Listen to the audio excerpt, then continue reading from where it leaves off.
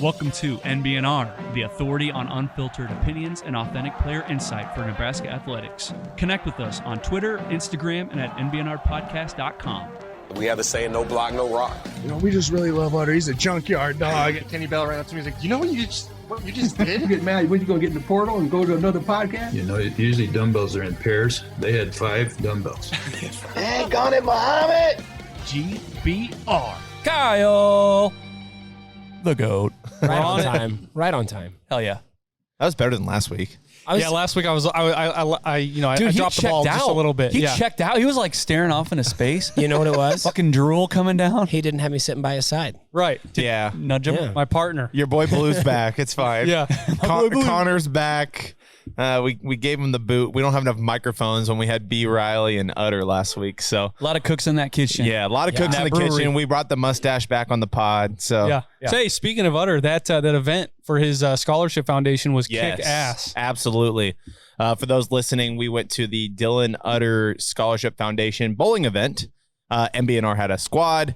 Mr. Kyle Byers bowled a 273. Hey, let him know. Let's give him a 273. fucking shout out. My Can we get man. some fucking applause going? That applause.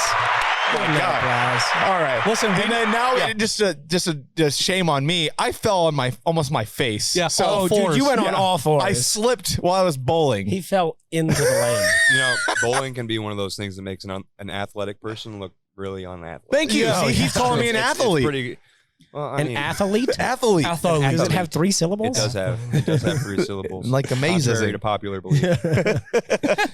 Well, and yeah, we say Kyle got a 273, which was still fucking second. Second. Yes. Place. What's funny is How? the guy that bowled the high score of the day, a 279, I didn't realize I know him.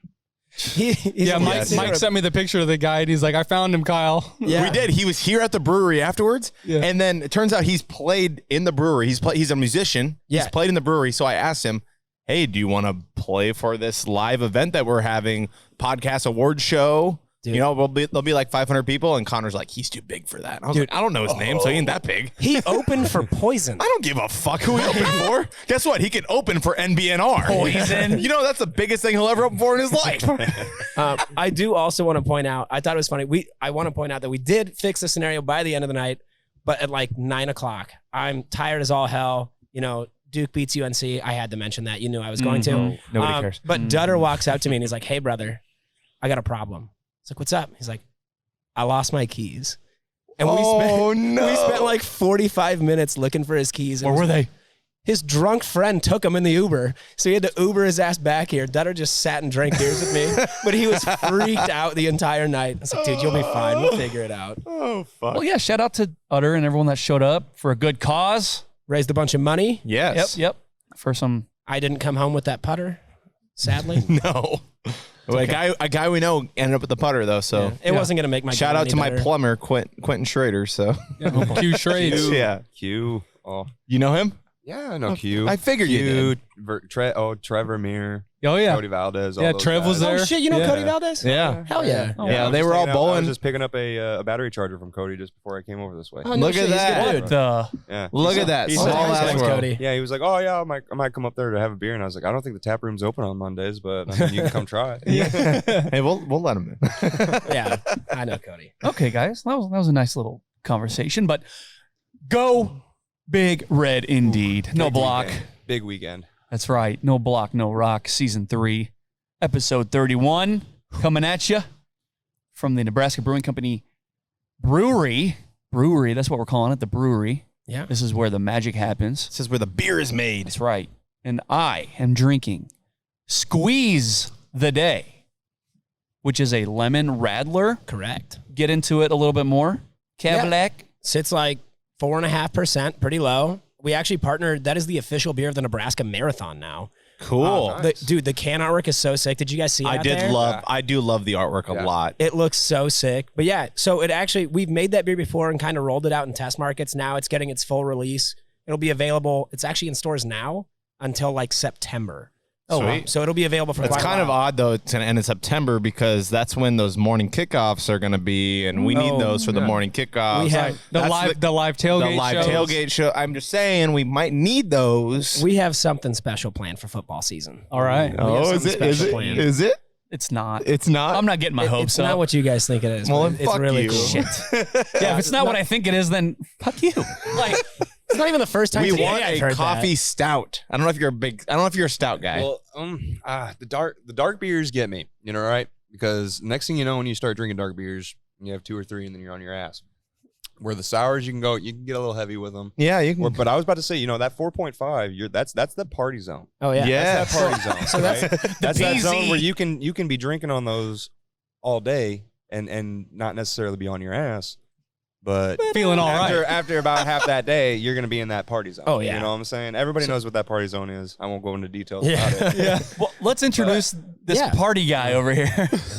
Former Husker pitcher, Colton Howell. We want to thank you for coming on the podcast, first of all. Second of all, tell the listeners what you're drinking. I am drinking. Or do you know? What is it? Prickleberry. Prickleberry. Prickleberry. I knew it wasn't pickleberry because obviously it would have been green then. Yeah.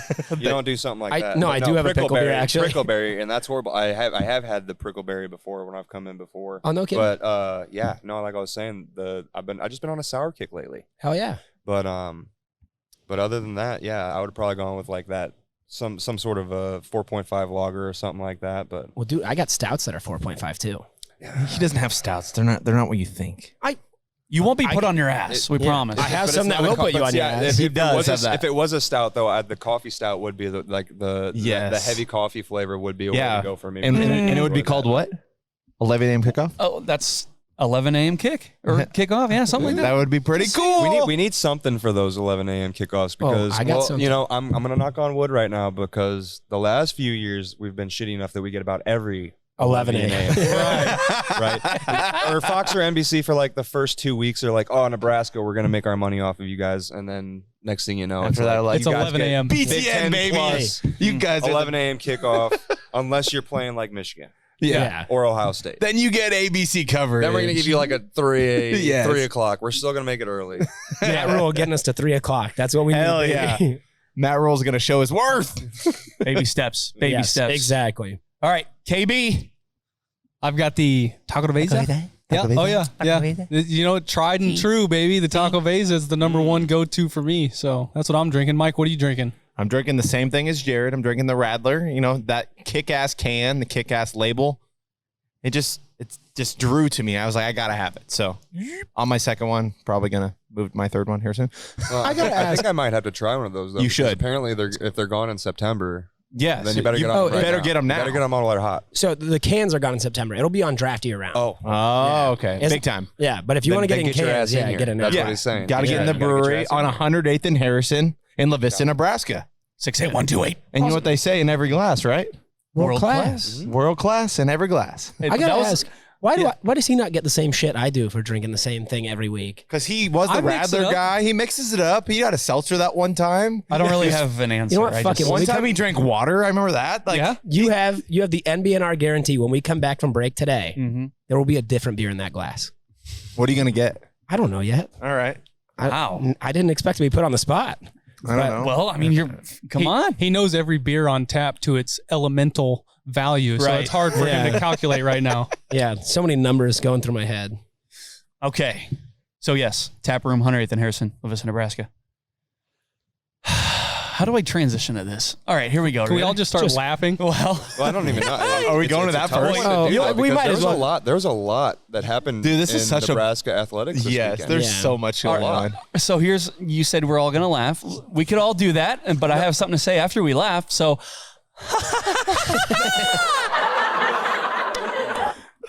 now, fuck Fern McCaffrey. Fuck them. Fuck his sons Tweedledee and Tweedledum McCaffrey. Fuck them. Fuck Iowa. Fuck Iowa. Got a good one there, Mike? Fuck you, Fran, with all your Staring contest bullshit. Nah, stare at this fucking L. all your sons are 6'6". Are you talking You're about fucking- Iola? Yeah, exactly. You know exactly he who we're knows. talking about. Even I can know. Just that gene pool is fucked. Fuck you. Full of L's in that gene pool. See this. So as somebody who's not 100% from Nebraska, since I was born here, but we can get into that later. Uh-huh. but like it's funny because I feel like there's a lot of built up tension in Nebraska basketball fans. Oh yeah. And this is just like this is the finishing shot. You know, this is the money shot. This is where Everybody pays shot. attention. Yeah. They open wide for that I'm gonna money get it all shot. out. I'm gonna get it all out because I don't know if it's gonna happen again. No, this Well, is no, the because start of once we something new. maybe it's the start of something new. I'm because this is the year. You know, this is the year. But as far as for Nebraska basketball, I'm gonna take And what I football. can get from Freddie and the boys, Yes. and I'm just gonna lay it on to my friends that are Iowa fans right now because that's what we do as Nebraska. Yeah. fans. Yes. That's what we're good at. Well, I got a text. It was like, "Is Nebraska basketball back?" And I said, "Back? Where were What do you they? mean back? We never left. Never left. Oh, no. We were never started. here." Don't you know this is all just we just got to make the rest of the league feel good about it. Yeah. Yes. Yeah. The worst Power 5 basketball program of all time. And Iola lost to them 2 times. Hey, Two times. we were playing the long game. Yep. Yes. Really lull them into a false sense of security. Fuck yeah.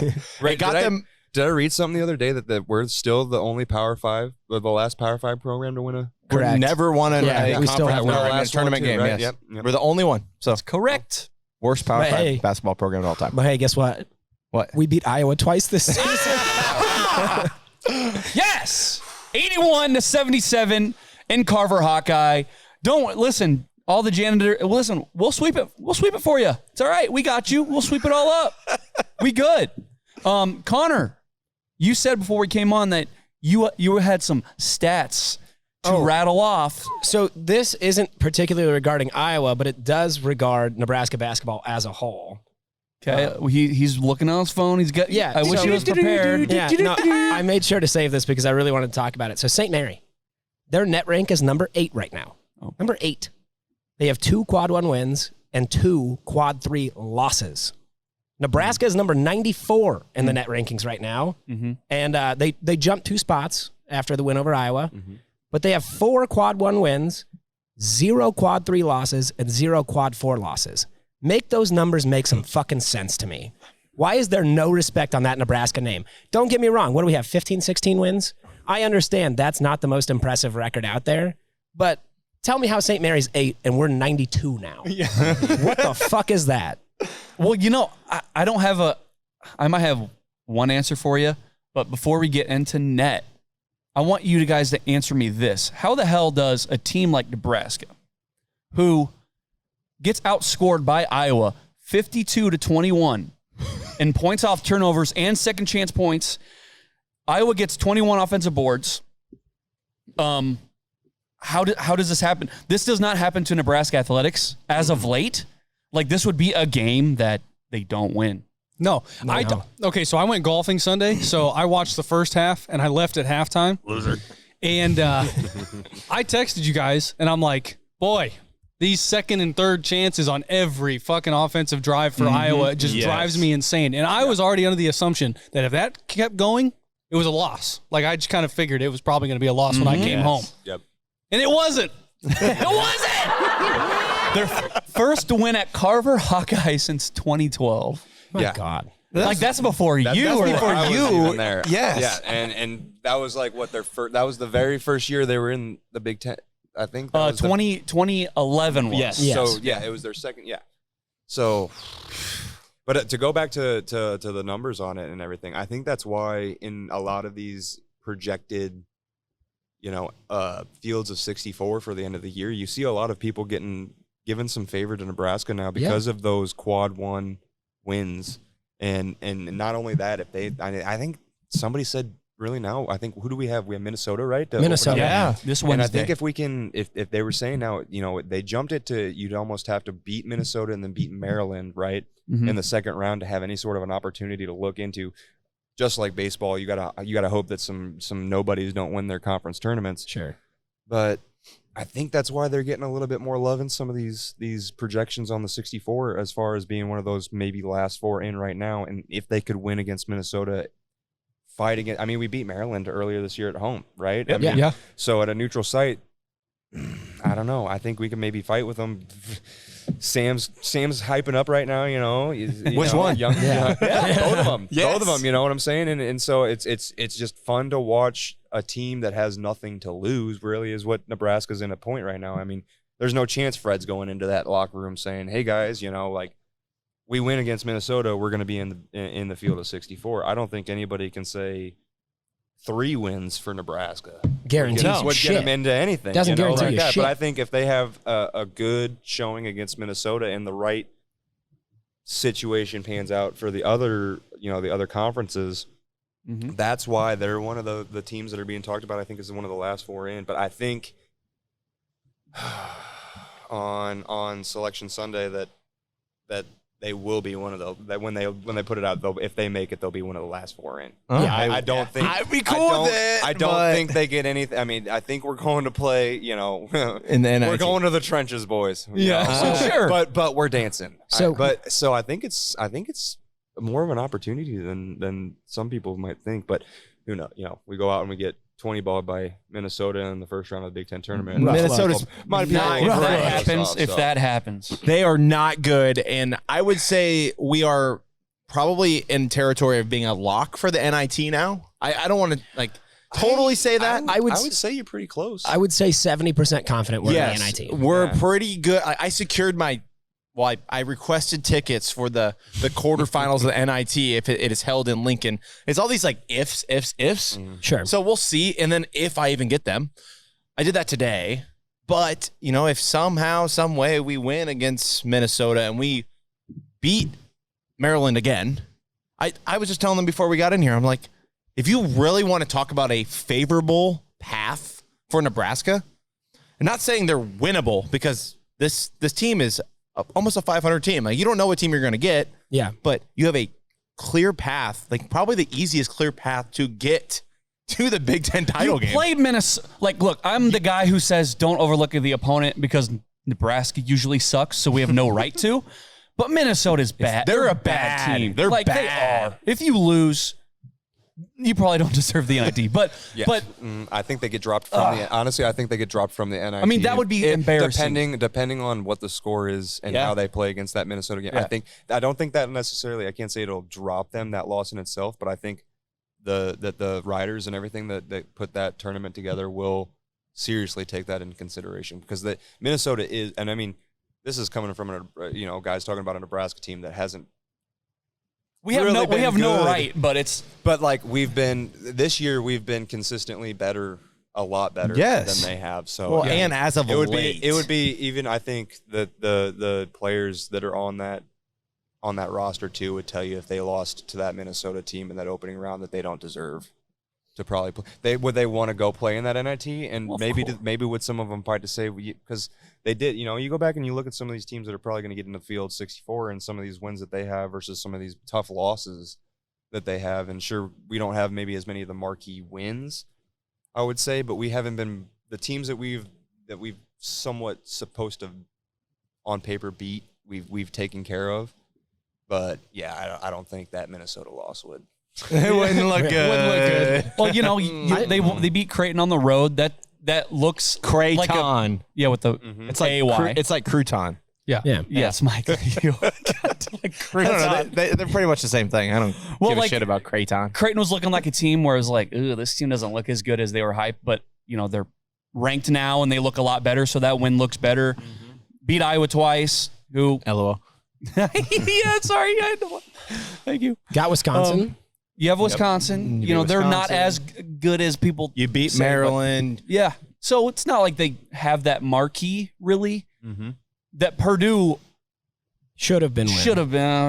Almost. Oh, wait, there it is. I knew it was coming. Well, you know what they say about almost. Well, look. Fuck you, Mike. They lost. Doesn't do anything on your resume. You were just listing off those quad 1 wins. That would have been another quad 1 win. And just think that game against Michigan State.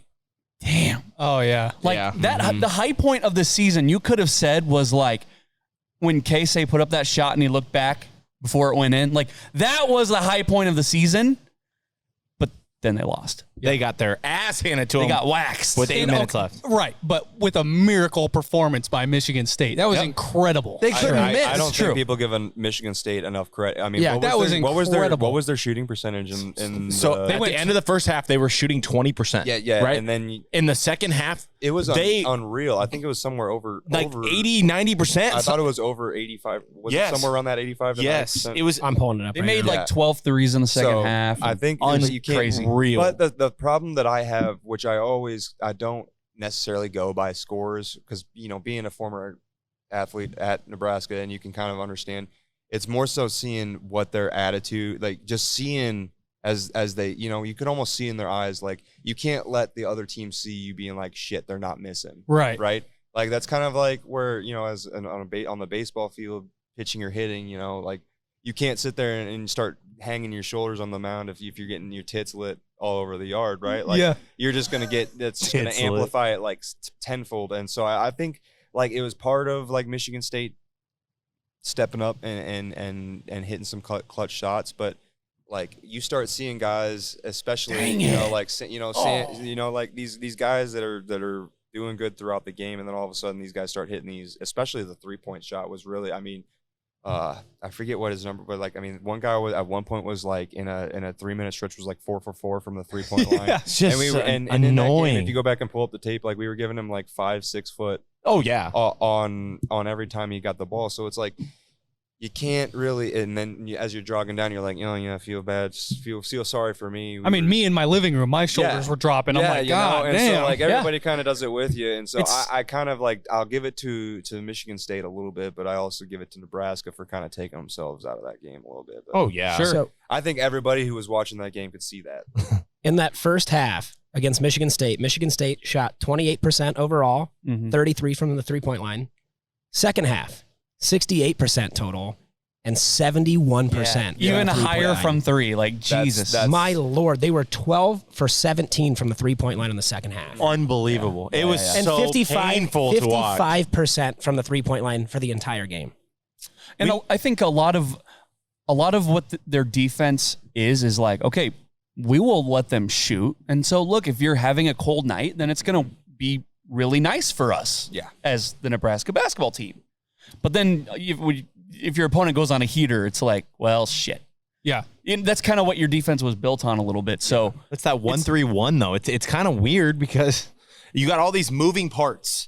And if they get the right pass in the right place, which happens a lot, you're just really praying that he misses, which happened against Creighton and Iowa twice. So that was, to be honest, way to throw in that twice.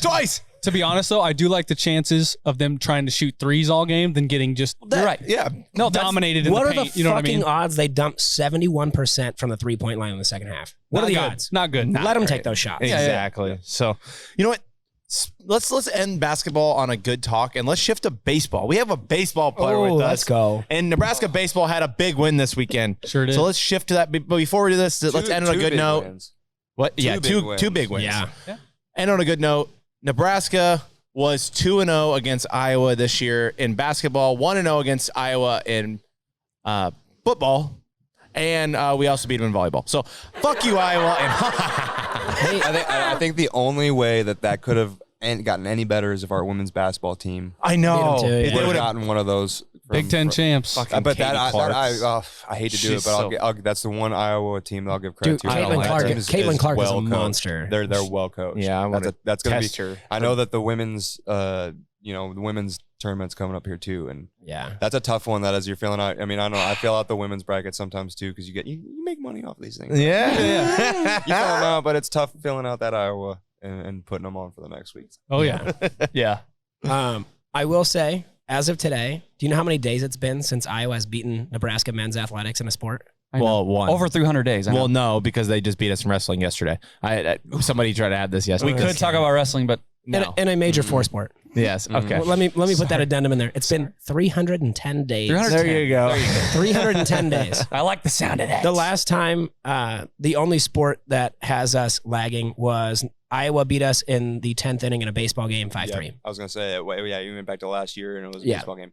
Well, that's tough too. That's unfair. It's a series. You get into the baseball. Yeah, It's like yes. 3 games. Yeah. Yeah, exactly. Did they win now. the series? That's the important. No. No, they Damn did it. not. No, Okay, so then it counts. Yes. Okay, so Mike, you said you wanted to jump into baseball. Yes. We Let's- should jump into baseball. Because we do have a baseball. We have Colton Howell with us, former pitcher for Nebraska. That's right. Now, before we get into like the Vandy win and all that stuff, just overall, you know, you look at Nebraska baseball last year, you're coming off the Big Ten title, you're coming off that impressive showing in Fayetteville against Arkansas, and they end up going 23-30, I believe, last year. Yep.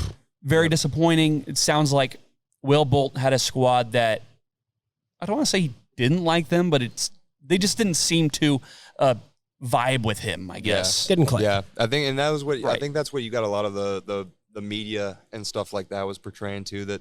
That just like the inner cogs weren't running on the you know as smoothly as they could, so to speak. Yeah. I don't know. You just go back in a lot. You look at a lot of good players that go through these, you know, especially college baseball, and you talk about that sophomore slump. I mean, and it's not a real thing, but I mean, you go back and you look at a lot of good players and their numbers their sophomore year, because you come out in your freshman year, like so guys like Bryce Matthews and Max Anderson come out their freshman year and they're freshman starters, right? And they do pretty well for themselves. And they come out that second year, and you're still a semi-new head coach, right? You're trying to get your pitching staff. You're filling that out. You're trying to figure out. I mean, I think this is the third position I think Max has played since he's been there, and he's a junior, so it's going to be 3 positions in 3 years. So you're still trying to figure things out. So I don't want to say it was necessarily a step back, but I think you're starting to see some whiffs of some things where this coaching staff realizes sticking with certain guys, giving them certain situational experience in these things as I mean, just look at this weekend, you know, some of the maturity that you've seen out of some of these guys. You talk about that the win against a Vandy team that the guy that they beat, I think he's going to be a first-round draft pick.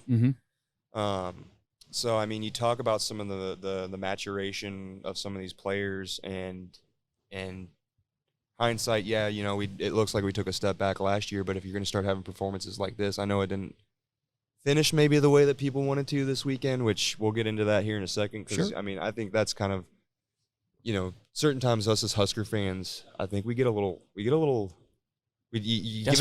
us an inch, we take a mile. Oh, yeah. Husker fans? Right? No. Right? Like as a player, it's tough to read yourself, but even after the fact, you know, like you read these articles about how people thought it was a disappointing weekend because we didn't, you know, people say we got our asses beat against an Ole Miss team. I mean, you take out a freshman, Caleb Clark's 8, I think it was 7 of them were earned, maybe all 8 of them were earned, but you take something like that away, and that ball game's now, you know, what is it, 7-4? 7-5. I think it was 8 to 5. It would have been 6-5. It would have been 6-5. So Oh, I mean, okay. you take away something like that, an inning like that, where that's a guy who most people would question why Coach Bolt's sending a guy like that out there, or why are we putting Jalen Worthy in a relief situation where we're trying to battle back. We've just scored a few runs, but what people don't really understand is you're going to have to go into a Fayetteville, maybe a Starkville, maybe a Gainesville.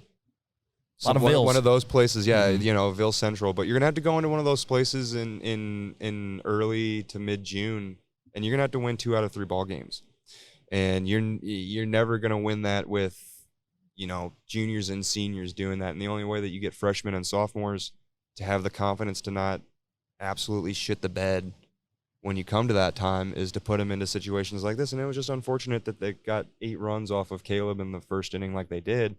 But I think really all those people that were saying things like the cogs weren't working and they were taking steps back are really kind of starting to eat those words this year and realizing that these younger guys are getting the experience that they needed, and they're kind of and they're understanding the situation. And yes, you know, you take away that 1 inning, but I think that all around, I think how many hits did we have this week? I think we had 40-something hits overall. Got a shit ton against Vanderbilt, and then a lot against Hawaii. Yeah, and then I mean we're scoring close to, I think it was like 25 runs or something like that against 2 slated top 10 teams. I mean, if you would have told me Thursday before we were starting all of these games that was what we were going to come out 2-1, score 26 runs and 40 plus hits against the schedule that we had. And the Hawaii team, I don't want any that Hawaii team. Ever since even we played Hawaii when I actually got my first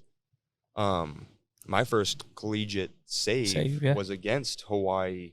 And it was funny because they were talking about it this weekend that the last win we had against Hawaii was in the Houston Classic when we played there down in 2015. And I was like, huh, that's funny.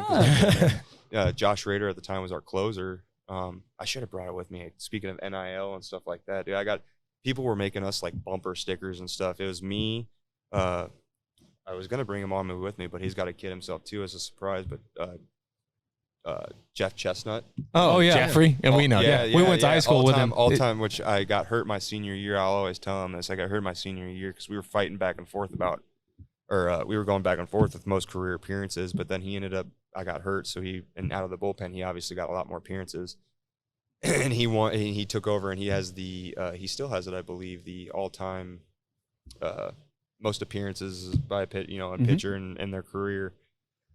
But yeah, no, we that was Josh Rader had come in, and I got my first career save against. But I didn't realize how many times we had played Hawaii over the year. It was something like 24 or 25 times. It's a wild amount of times. And until before 2015, every single one of those games was played in Hawaii. But back to it, I think every year Hawaii is a team that fights to be in and is half the time in that field of 64. So I think they're one of those RPI, boosters because they get back into that Big West play and they end up beating up on some, San Diego's and stuff like that, who we had, we struggled against the San Diego team. I don't want to say, I would say we struggled. We had a bad weekend against them, but they, they're a tough team too. So I think if you would have said we would come out 2-1 with what we did, I would have been extremely excited. But then as you see all these Husker fans getting kind of not upset, but I would say they want to try to find, places to nick and pick and to stuff bitch like about. That. And it's just kind of like that's where we get all the people are understanding. They're like, well, how do we get all these 4 or 5-star recruits for football or all these really good recruits for baseball, and then they get here and they don't pan out? And it's because it's early though. It's so like early. I was sitting there baseball. and they win and they do they beat a top 10 team and they go 2-1 and come back home and they're coming home to criticism rather than celebration. And not necessarily that it needs to be celebrated, but that's any program would have been, I think, extremely happy to come out of that tournament as the number 2. Maybe a better performance on Sunday would have been the only thing that they asked for. But yeah, when you hang an 8 spot in the first inning, it's like, oh shit. Well, that's I have to go back and I have to say I do feel because my senior year, I went out my first outing because I was a relief pitcher all the way till my senior year. And they were like, I was like, I'm going to transition to a starter because that's where some of the teams were wanting me to be as a professional player. And I went like 5 2/3 in my first outing against College Charleston, no hit, and then finally gave up a hit and they pulled me. So I was on a really big high, but in my second week I came out and I think San Diego hung like a 9 spot or like an 8 spot on me in 2/3 of an inning. And so I was sitting there and I could, as I wanted to scream at the radio and the TV as I was watching it, I could kind of have a bit of understanding of where he was coming from. But if you were watching the game, like I was watching the game on Big Ten Plus on TV, and he wasn't missing so many pitches. He missed later on after the first 4 or 5 runs. He started to get a little down on himself. Caleb did, but his first 4 runs, there were some tough hits. Some bloops. There were some tough hits. And then he was locating pitches, and they were getting some pretty. They were putting good, balls on the bat of it. But it's just one of those situations where you kind of got to tell a young freshman to kind of just learn from it. And I'm sure, just like I'll tell a lot of my, a lot of people who have talked to me about it that were kind of, questionable about whether he should have started or anything. Well, which it always ends up working funny, but if we end up making it to a regional final, I'll knock on wood because I don't want to say we will, but if you're in a regional final and he's out there starting the game and we win it, you're going to be eating some words. Well, and I guess it's better. Like you were talking about, it's better to get that experience early on in the year than it is when it comes time to the regions. Get it out there. And I don't want to say like so much as it's going to be more so for baseball than it is any other sport, but it really, as far as for the younger guys, because for football, you really don't have your non-conference scheduled games for baseball do mean a lot. Oh yeah, but a lot of the teams that are coming from the Midwest and stuff like that, they're trying to get out on dry dirt, play games, get guys innings, and let's get ready for conference play, and whatever wins we can pull off in the preseason, then that's just, it's a bonus. We're going to play to win in that time, but this is more of a time that we need to get guys innings. We need to get younger guys at bats. We need to get our veteran guys even comfortable in at bats. And so that time I think we open up with Illinois, I think is our first Big Ten series. Big Ten, yeah. So by the time you're getting to that, those are the times where losing on Sunday, it hurts a little bit more than necessarily right now. So you mentioned getting guys that experience now.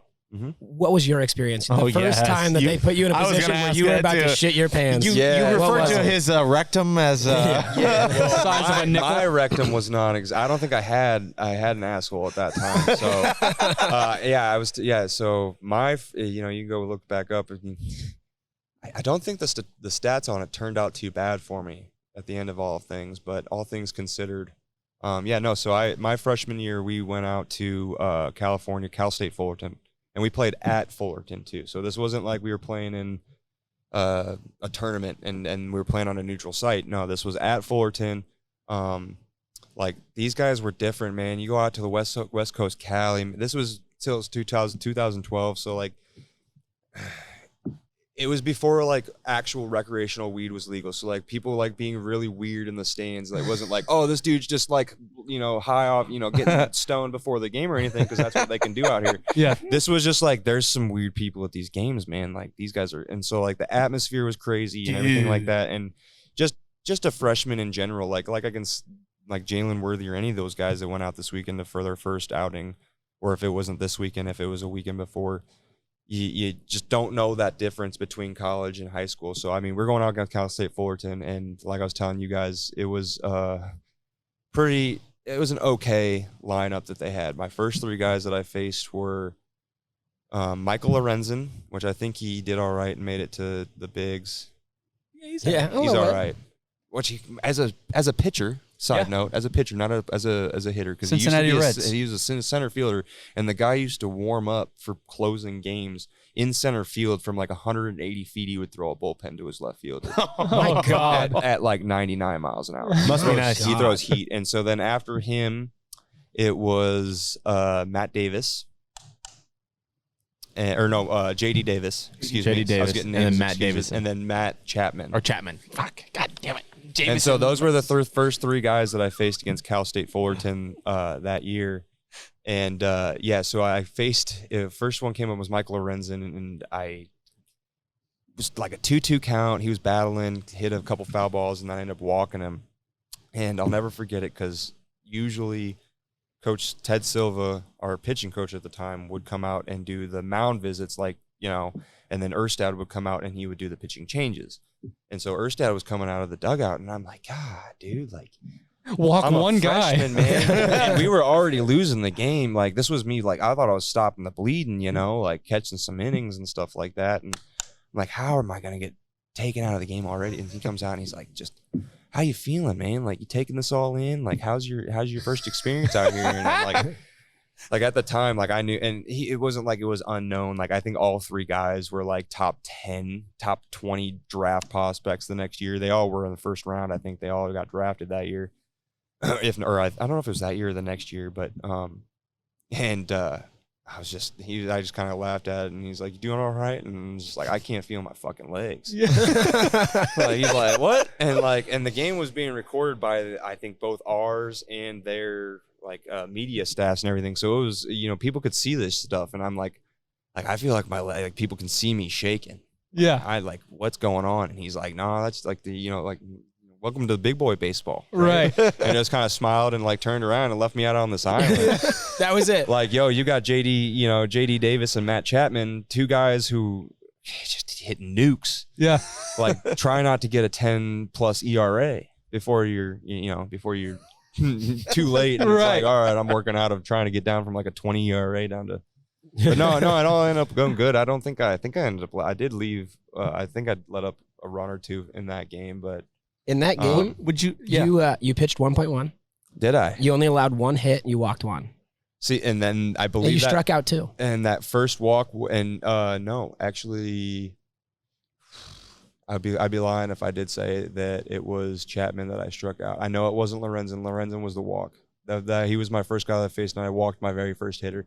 I didn't remember coming out for that second because I knew I had the first clean inning. I didn't remember coming out for that last one. I Kind of never blacked do it. out. Yeah. So obviously that tells you how much I was just locked in on those first 3. But I mean, hindsight, like that's like leaguer probably going to be a leaguer and then probably maybe a Hall of Famer in Matt Chapman. No shit. So like, Yeah. as 3 guys to start off your career against, It's not too but shabby. It's not too shabby, but like, hey, after that one, it was like it's all downhill from here unless I meet Indiana at the end of the year and have to face Kyle Schwarber or one of those guys. No Yeah. shit. Like I sit there and I'm just like thinking about some of these guys from some of these other teams now, and because I'll 10 years later, they're all making their, if they're going to make their major league debut, they're going to probably be making it, if not already have. Mm-hmm.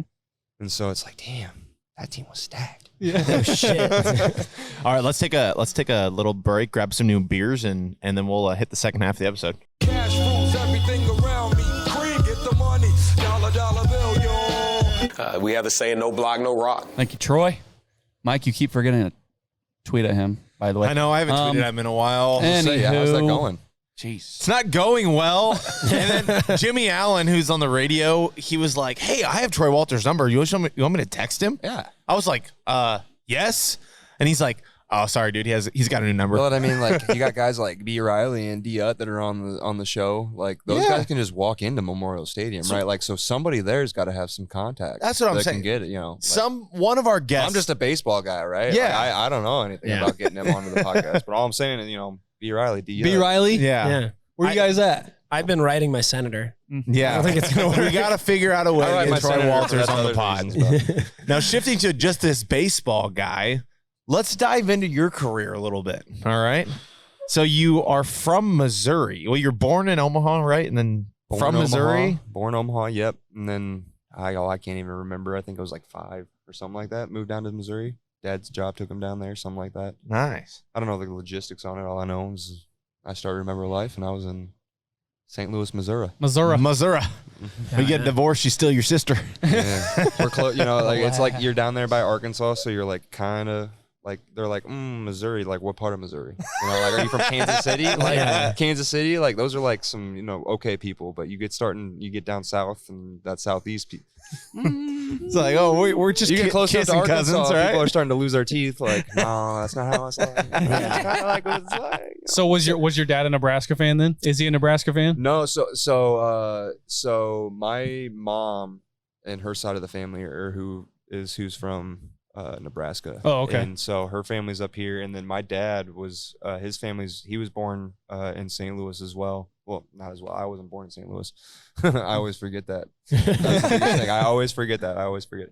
But no, he was born down there and grew up down there. So the funny thing was at the time when I started getting recruited by Nebraska was when they were like just joining the Big Ten, right? So, and my dad was actually sick at the time when I was going through the recruitment and everything, and so it was pretty tough for him because he was a huge Mizzou fan, right? And like if you go back in like the early 2000s to mid 2000s, as you guys know, like Mizzou and Nebraska, that was a big that was up there with like Oklahoma, because those were days of like Chase Daniels and stuff Hell like that. yeah. Right. Yeah, they're kicking Nebraska's And ass. so, Yeah, well, honestly, no, it went back and forth because when Sue was there, like y'all kicked our ass, but then like, and it was funny because like Nebraska would be good that year, and you could almost guarantee Mizzou was on like a rebuild year, and then Mizzou would be, not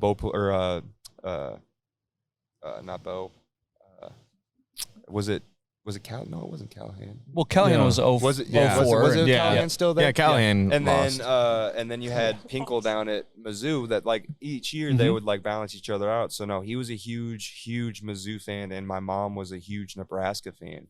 And like honestly, being a little boy and everything like that, I was like, fuck Nebraska. Like I hate Nebraska. Right. I want Mizzou to kill Nebraska. What's that? And it's funny, like so like fast forward, and then like I'm getting like the recruitment of everything, and I was getting recruited by like Mizzou was showing some interest, St. Louis University, but then I had some really good like showcases down there, and they were just like where do you want to go play? Because like I did like really pretty good, and they were like, we'll get a hold of some coaches for you, and we'll see what happens. And Nebraska to me was just an interesting one because one, I had family that lived up here. And my dad was sick, and so like it was like if I needed to get like a comfort thing, I could go see family. If I needed to get home, I could go get home really quick. Not only that, it was like an opportunity thing for me too, because I seen Erstad, which I mean, at the time, you know, a lot of people didn't, but like I knew he was one of the only guys, or no, well, not one of them. I think he is the only guy still to ever win a Gold Glove in both the outfield and the infield. 2 positions. Mm-hmm. Yep. And just a World Series champ. You know, playing with guys. You know, like David. You know, seeing like David Ecksteins and these other guys. And so like, why not go learn? Like, if my true goal was to play, you know, like everybody's goal is to play. Like anybody who tells you that you're gonna play college baseball that doesn't want to play pro baseball is a fucking liar. Right. Yeah. Like your goal is to be a big leaguer, right? And so like, what better opportunity than a rebuilding program who really wasn't struggling? Like if you look at it in the Big 12, like 09 to like 2010, 2011, like they were doing all right. Like it wasn't like they needed guys. It was just there was a new head coach. Guys weren't necessarily getting recruited to this school. So like as you're going to like look at places, certain coaches would be like, you know, like, I'll be realistic with you. You're going to have 3 or 4 guys ahead of you at these 2 positions, like this and that. Whereas Erstad and those guys were kind of just like, we're just getting here. If you're fucking good, you're going to play. Which and Bolt was a part of that staff too. A lot of people don't remember that he was there for that year or 2 years. Yeah. And he was like one of those like the true like leader, I would say. Him and Silva even more so than Erstad. Erstad was kind of like he ran a lot of the things, but like Silva and Bolt were like, yo, I don't give a shit if you are a freshman or if you're a 6th-year senior like Cash Kalkowski was at the time. Mm-hmm. Love you, Cash. Make fun of him, but he was like 6th-year senior at the time, and it's just like I don't give a shit who's the best, you know, who's who, like you're going to put up the best numbers and you're going to play. And so like when I was getting recruited by him, that was kind of a big thing for me. And at the time, I was kind of telling you guys about this earlier, I was kind of interested too because the high school that I went to down in St. Louis, a guy by the name of Cody Ashe, who was a pretty good player for Nebraska baseball at the time, was playing up here, and I was, sorry, Cody, breaking some of his high school records. And so I was like, are you sorry? Yeah, are you? No, I don't think I am sorry. I think I told him that. And it was funny too, because the first time I actually met him in person, because we were like 4 or 5 years apart, was at Nebraska. And his wife was actually at the time was looking for him, and stumbled across my house, which was like a block and a half away from where he was at, and was like, What? I'm looking for him and looking for such and such. And I was like, I knew the name. He said, I was looking for Cody Ashe, and I was like, oh, okay, I know who you're talking about, but we haven't met yet. Yeah. But we went to the same. He's gonna know my name though. We went to the That's same funny. high school. That's fate. But then, Yeah. but she's like, he's at Brandon Pierce's house, which I don't know if you, but at the time he was one of our pitchers, and I knew where Pierce lived. And so I was like, oh, okay, yeah, like, hold on a second. Like, because I was just like, I don't even know what I was doing getting ready for the night or something, but I was in like boxers and a t-shirt, like out in the driveway of my car, getting my stuff out of my car. And she was just driving by, and she knew this was like, it was one of the baseball houses or anything. But I had seen Cody was going to Nebraska, and I was like, well, okay, like, I've got family there. Like, things were just all lining up to go there. The only thing that wasn't lining up was the fact that I never liked Nebraska. Yeah, there it is. Like you want us to like, die. says with an It's N on his funny chest how now. quickly those things will change when they're like, yo, we'll pay for your schooling and you can play Right. D1 baseball here. Like, come over here. And I was like, all right, give me some, give me the Scarlet and Cream. Yeah. Pretty Hell quick. yeah. Indeed. Man, that that like brings up a really good point now that NIL is a big thing. Like, how many of the dudes that are playing in Nebraska right now are like, I hated Nebraska my whole life, and now they're getting ready to pay me $50,000. They're like, So I'll go not play too there. bad. I'll wear Scarlet and Cream. Yeah. That checkbook can change minds. It's funny too though, because the game in general itself has changed just because of that, right? Like back when I first, 10 years ago, when I was getting to campus as a freshman, if you wanted to go play at another D1 school, that was a whole year sitting out, right? Mhm. Because if you wanted to transfer, there was a rule that you had to sit out of unless you transferred to an NAIA or a junior college. If you transferred down to a D2 or D3, which you had to do but you had to sit out that year, right? And so now guys can just sit there and put their name in a transfer portal on a flick of a switch and see what's going on out there. Maybe I'm not necessarily liking how things are situating over here. For guys, I don't want to speak for all of them, but I would say it's a pretty broad amount of us would sit there and say it just allows for a lot of softness in the game, right? Yes. You're not the first person to say that. No, not even a little so bit. it's just like it's like, oh, I'm not doing so good here, where it was like, best way I can put it is my freshman year, showing up onto campus and like 3 weeks in, right? This is the Will Bolt, this is how you need to know Will Bolt's running his program the right way, right? So we're getting there, and it's fall ball, and guys are like there's already a few of the walk-on guys that have already like quit. And this is on Monday, which is supposed to be our off day, but technically on the NCAA's rules, you had like certain amount of wait time that you could spend with your players. And so we would always get the text of like, be at Hawks or be at Haymarket at 4:30 in the morning. Oh, okay. And so you'd get there, and at 5 a.m. in the morning, you would have what they called 5-minute mile, right?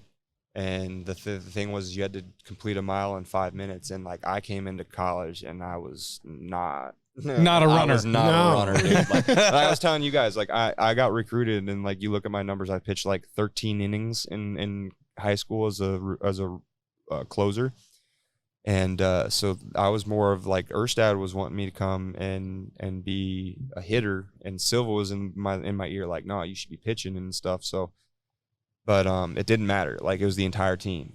Like, all of us showed up, and you had to finish the mile in 5 minutes. And you had guys like Ty Kildow, who was just a speed demon, like, for sure. A guy coming off of like he as a freshman, you hear that he's had like 7,000. I'm kidding, Ty, I love you too, but he's had all these knee injuries. Oh yeah. But you go out there and you watch him, and he's running a mile, and like him and Dylan Vogt. Like Dylan Vogt, I've never seen anybody run a mile like that dude's running my life. But we're out there at like 5 o'clock in the morning, dude. People like Michael Pritchard's running in and like getting shin splints, because he's, it's 5 o'clock in the morning, man. Like, right. These guys are all of us freshmen, and like 90% of us are at the back of the pack. I think besides like Jake Plachek up there at the front of the guys with the other guys, because he's a runner, and and you just learned real quick that it was like, I don't care necessarily how good you are, but how much effort you're willing to put in, and like the accountability that they would, like, Bolt and those guys would hold in you and stuff like that. But yeah, man, it's just that just leads doors to like, oh, I'm just gonna go over here.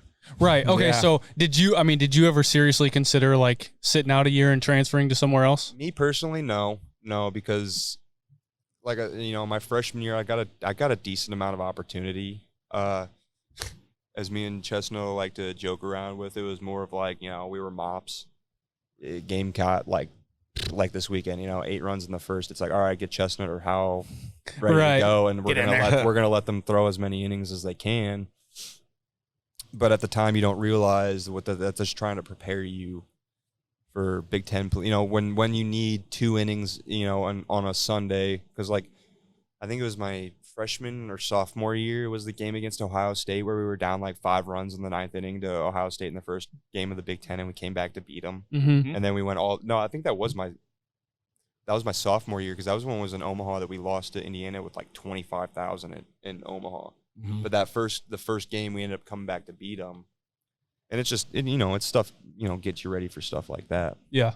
Well, and here's the thing. Like, if you can't go in those situations and do your job, then, like, why do I deserve to be a starter on a Friday or Saturday if I can't even come into this role and put up decent numbers or just do my job? Exactly. That's exactly it is how can we rely on you? And like we were all talking about, I think earlier is, the end goal is to be either hosting or playing in a super regional, trying to put us in the field of 8 in Omaha. Yeah. Right. And chances are you're probably going to have to count on one of those freshmen or sophomore at some point, especially the pitchers more so than the hitters to come in, and you're going to need 2, 5, 6 outs. Mm-hmm. And if that's the first time they have going up of a team, like of that caliber or just pitching in an uncomfortable situation, like I can't imagine, speaking back on this weekend, the huge win against the Vanderbilt Commodores. Right. I mean, and you have the Vandy Whistler. Oh my God. So I heard Does anyone like that guy? No, I heard that he's dead. Well, so I don't know shit. who. I don't know. I'm trying to get confirmation. So from what I could hear on the Big Ten Plus, there was still somebody whistling. I heard in somebody the else is stands. whistling Right. in his place now. Yeah, so maybe. But that's like I what it heard was, the actual is it whistler has passed. I don't know if that's true or not, but somebody told me that this weekend because I was like, I saw a tweet that was like, I can confirm the whistler is here, and then somebody told me that, and they were like, no, actually he's dead. That's somebody else. I'm like, jeez. What's the truth? Is the whistler alive or dead? What poor timing for my comment. Yikes. Well, and I think the Canceled. Husker baseball account, I think, after the game, how they do the final score, picture. And the caption, I think, was like a quippy, cute thing about the whistler. Like, oh, whistle this one or some dumb shit like that. So I don't know. It was a play on words, I believe. Yeah. I don't know. Maybe he is alive and well. We'll find out when he's in Omaha this year because he sits in the same section when they make Omaha every freaking year.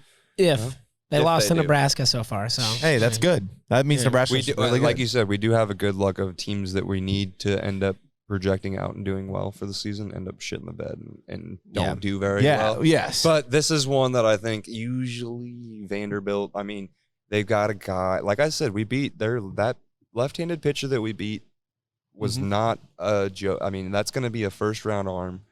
And you look at like Bradfield Jr. in center field, that guy is going to be a first or second round. I mean, so that to me was just like we were talking about that quote unquote step back that people think that we had last year. Which, yes, it's tough, especially when I don't want to put blame on other men's athletics, but when men's athletics in general is just struggling at Nebraska, and the women have been carrying them for the last 10 years. Their back it hurts. It really has. Yes. I mean, and like, because I mean, even when I was there, we did get robbed of the Big Ten championship my sophomore year because they decided to change the rules in the Big Ten championship. You guys remember that one? No. So my freshman year, we played Indiana in the Big Ten championship. Remember that at one? Minute Maid. And that was the tournament where if you got to the championship and you weren't defeated, the team who had that loss had to beat the team twice. And so we had a loss, and Tanner Lubach from Lincoln South, I don't know if he went to B. Riley's school or not, but he's from Lincoln, came in the bottom of the ninth, and we walked off Indiana in game 1 of that championship series, and then Indiana came back in game 2 and had bases loaded bottom of the ninth, and it was a tie game and walked us off to get the Big Ten title. Well, fast forward to my sophomore year, and we're in Omaha, and all of a sudden the Big Ten changes the rules. And you guys didn't have any losses. It's no longer. Yes, no, we didn't. Yeah. We played Ohio State the first game, and we came back from down 5. We came back to win that game, And they beat you once, huh? and we got to the championship. We were 2-0, and Indiana was 3-0-1 or whatever it was. They had the loss, and we had the win, and they came back, and I'll never forget it because the wind was blowing like 30 mile an hour in from right field, and Schwarber still hit like a 400-foot home run to right field. And this was like everybody forgets that like the first 3 years at TD and the new ballpark with the BESR bats. that like there was no home runs. Nobody was hitting them. And like Schwarber was hitting like 700-foot nukes and hit this absolute. I think it was like somebody put it on YouTube. It was like that good of a home run, but that was the game that there was 22,000. It was like it's the record. I think if you look it up, it's a record. I think for the men's baseball conference tournament. Yep. Championship. 19,965 fans. It set a NCAA record for a conference tournament game and the second largest crowd to watch a baseball game in 2014. So and that one was a tough one to lose too, especially like a lot of us being there and like knowing the feeling. Like it's the closest thing of like being on a cliff's edge and having you feel like you slipped. Because like the year before that, we walk them off, and you don't get to win. We don't get to win. So like really, you know, in retrospect, if the rules would have if they would have flip flopped it, we could have possibly been 2-time Big Ten champions. Right? Yeah. But now, you know, 10 years later, I'm sitting here hindsight. I ain't got no. Hey, but you got a beer. Yeah. So small wins. Yeah, small wins. Small wins. Over the years, small wins. Speaking of small wins, and you're throwing all these names out here, and one name we haven't heard yet, and he's the only baseball player we've ever had in this pod is Kyle Kubat. And I messaged you before this, and you're like, I got some Kubat stories. Oh. Do you have any Kubat, or we'll even throw in Jeffrey Chestnut stories that would be good for the listeners, you know, like behind the scenes, fun college stories, game time stories. What do you got? Well, so I actually lived with Chestnut for, I think it was just a year. I lived with him and a couple other younger guys. But he ended up, poor Jeffrey. He got that was when he got himself locked down and Kylie got a ring on it, so she ended up getting the win out of all that one. So I didn't see too much of Jeff. But no, like as far as wild stories, I won't go into the wild stories because Kyle still got his. He's still got you know, but like there's a few of them that I could go out there with. I would just say the biggest thing, Kubat was just your typical left-handed pitcher. Like the dude. I think he mentioned it even when he was on the podcast, if I remember right. But the dude would always show up when he had to pitch because he was, he bounced a few times. One of the biggest things too, that I'll ever remember was, I think it was a sophomore year, my freshman year. He was battling the yips a little bit. He was having some issues with that and everything.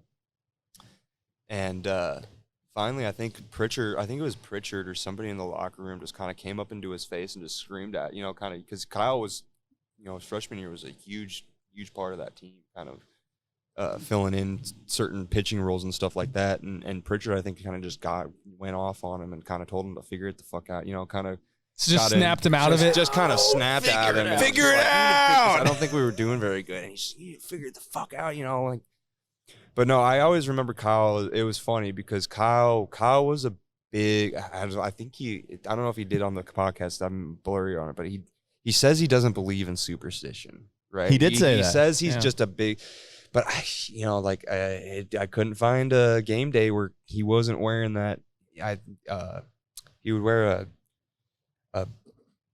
was it Toon Squad? I think it was a Toon Squad like number 31. Jersey or something like it was either that or his Nebraska basketball number 31 jersey, Siobhan Shields jersey. He would wear. Pretty sure I've seen him wear both those things in indoor volleyball with the guy. Yeah, dude. And so if he didn't have a Dr. Pepper before his start too, like he would have a Dr. Pepper in his locker. And the dude was just like he had to have it like certain ways, man, and he just didn't question it because he just because back then he wasn't like Kubat was now, where he throws low to mid 90s where he can get it up there a little bit. He was the crafty lefty, right? Lefty.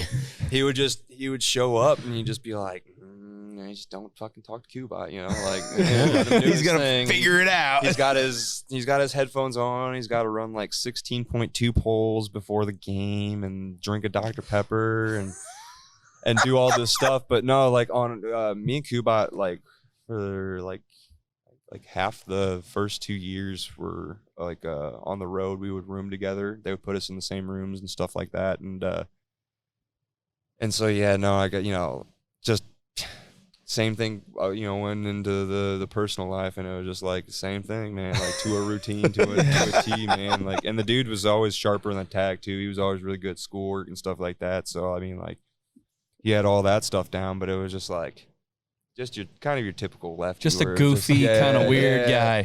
So, yeah. Sorry, go on. No.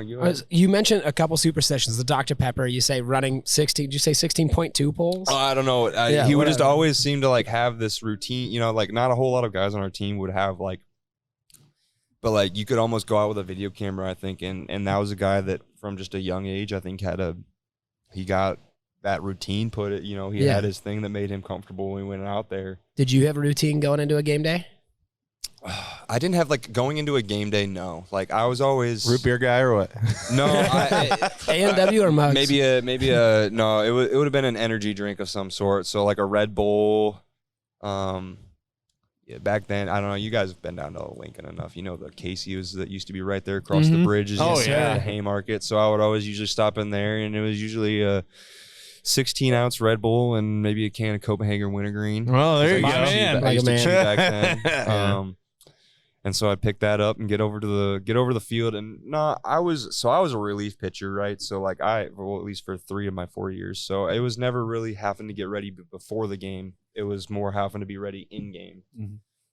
So for me, the leading up to the game, before the game, all that stuff, that was a fucking riot, right? Like I joke around with the guys, get some sack taps. Of course, naturally. Get out to the field, play whatever stupid little game the guys had going on and stuff like that. And then it was more so, right, I usually used the national anthem. For me, it was usually like you stood out there, the teams had to come out and you had to stand on the line or whatever. And that was usually the time that it was like, all right, now I've got to be ready, because I was at my first couple years, I was long relief and short relief. So I was third inning guys not doing so great, get ready. You're possible one of the names, get ready to go throw. Or at the same time, we get to the 8th inning and we're down 6 runs and we needed somebody to come in and fill that inning. You're going to possibly be that guy. So that for me was more so like I was just kind of like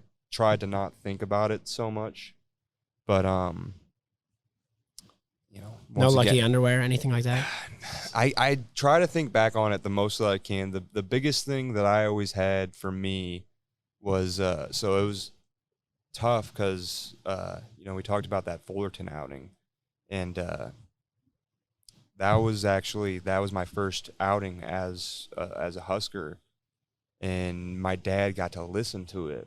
But he was in hospice care at the time, so he got to listen, but he didn't get to see it. And he ended up passing. So I got back on that Sunday night, and I actually got met by Erstad and my mom. And long story short, I had to go back to St. Louis, and so my dad ended up passing away.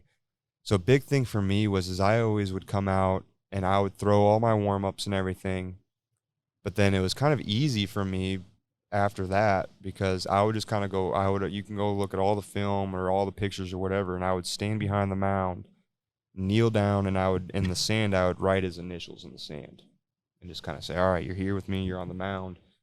And I kind of going through all that stuff, and I was like, shit, all right, like now baseball doesn't seem like this isn't my butt, talking about no asshole before. Now it's like, all right, you could fit whatever you want up there right now, because it doesn't seem as important now. Right. It's not as big. It doesn't seem as big and full picture for me. So it humbled me down to where it was like, do that. That's my routine thing of like, I can do whatever I want, but as soon as I do that, I get on the mound, do that. It's like, all right, we're here. Boom, done. And then every time after that, I would get done with if I knew I was coming, and I knew I was coming out, I would look into the dugout and I could see Erstad would sit there and he would kind of give me like a yay or nay. And if I was coming out of the game, I would always do a little bit of a chest pump, and I would do a little point up to Dad and be like, all right, we got through that, whether it was good, bad, maybe, there's never really anything in baseball, if you ask me, other than good and bad. There's no all right. Right. You don't do all right. Yeah. You do good or you do bad, and so especially as you get older. And that's one of those things, those maturation things that we talk about with like Max Andersons and Bryce Matthews, is it's like, I think those guys have gotten good at being like, all right, that was shit. We're going to move on to the next game, though, because that's, baseball. We get, you play however many. A lot of games a season. Yeah. And so it's like you have that opportunity, unlike a football where it's like, shit, we should have done this against these guys, and we could have still come out 2 out of 3 and beat them. Or baseball, you can be like, all right, we can do that. We can come back and we can win 2 of 3 against these guys, and still technically we won. Right. Yeah. Right. The thing, like I have a nephew that plays baseball, and it's like I try to tell him all the time, even the greatest hitters of all time, still, I mean, baseball is a game of failure. Yeah. You're gonna fail 1 out of 3 times, or they hit 300. Yep. Like they don't hit 1,000. Like they fail 70% of the time, and they're Hall of Famers. Yeah. They have plaques. Old Prime, Coach Prime, right? We're going to go see him in week 2. Boo. Right? But, I think he does make a good point, though, because they ask him all the time about his career. What was the hardest sport that you ever played? And he goes back, and his reference every single time is, man, you go play a game where you do good 3 out of 10 times, and they put you in the Hall of Fame. Mm-hmm. Sign me up. No shit. Right? Yeah. Like, that's like being a weatherman. Right. Yeah. Right? Like, Be wrong especially every fucking day. In Nebraska. Especially in Nebraska. It's tough here. It's tough. Yeah. Well, thanks for sharing that story, man. That's pretty cool. Talking about your dad and the mound and everything like that. Do you know, like, can you tell us who the dummy of the dugout was? You see all these like press conferences where dudes have like the cups on their ears and their eyes and stuff, and they're getting in front of the camera or whatever. Was there somebody in your clown? Yeah. Who was the clown of the dugout? Well, so as far as like, the funny thing is honestly when I look back on it, there wasn't a whole lot of that sort of those tactics going on, and I'll tell you why. It's simply because of the fact have you ever seen what Darren Erstad's face looks like? Just like He's got like permanent resting bitch face. So when he's like waiting to do an terrifying, man. interview, right? Like, because the head coach always goes last. They do the players, right? So you want to go do like your pie smash or like your stupid shit where you like fuck with them or whatever. Yeah. But then you like look up and you see like permanent like resting bitch face just looking at you like if you do anything you're gonna die. Nobody really ever messed with that a whole lot, but like I think I will, if I remember right. I think you guys asked Kyle about like locker room goofballs. Yeah. And who was the locker room guys, and he said Pritchard was always up there. I think Ty Kildau though. He was one of those guys that I'll never forget because he played. He wasn't an everyday starter. Let's just put it that way. He wasn't an everyday starter. He was battling injuries.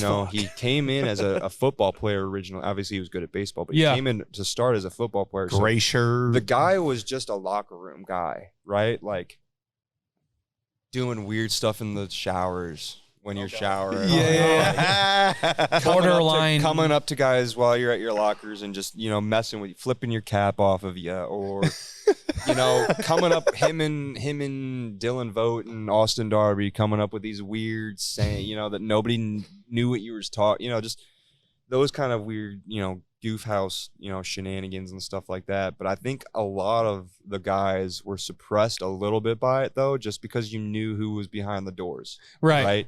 You knew who sat in the office at the front there and was going to come through there. And